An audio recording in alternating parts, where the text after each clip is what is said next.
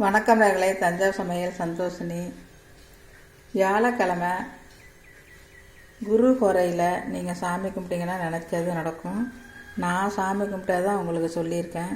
இதேமாரி செய்யுங்க, எல்லாமே நடக்கும். எந்த பிரச்சனையாக இருந்தாலும், எல்லா பிரச்சனையும், கடன் பிரச்சனையா, குழந்தை இல்லையா, குழந்தைங்க படிக்க மாட்டாங்குதா, அதுக்கு எல்லாத்துக்குமே நீங்கள் பணத்துக்கு கஷ்டமாக இருக்கா, எல்லாத்துக்குமே நீங்கள் இந்த பூஜையை பண்ணுங்கள். எல்லாமே நல்லபடியாக நடக்கும்.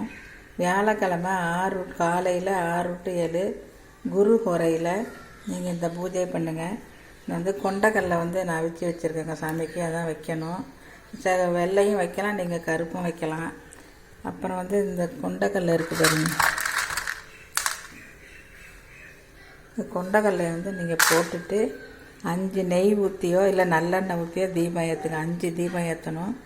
பழம் வைக்கலாம், வெத்தலை பாக்கு வைக்கணும், மஞ்சள் வைக்கலாம். மஞ்சள், துண்ணூறு, குங்குமம், அதில் பால், தண்ணி இதெல்லாம் நான் வச்சுருக்கேங்க. இதேமாரி நீங்கள் வச்சு வெத்தலை பாக்கு மட்டும் வைங்க, நான் அது வைக்கல. வச்சு முல்லைப்பூ தாங்க அவருக்கு ஏற்றது, குருவுக்கு ஏற்றது முல்லைப்பூ தாங்க. இதேமாரி நீங்கள் முல்லைப்பூ வாங்கி போட்டு இந்தமாரி நீங்கள் பூஜை பண்ணுங்கள்.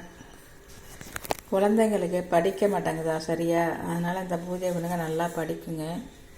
நீங்கள் குரு ஹோரையில் நகை வாங்கிறதுனா நீங்கள் வாங்கலாம், இல்லை புதுசாக உடை எடுத்து அதை போட்டுக்கிறதுனால நீங்கள் போட்டுக்கலாம்.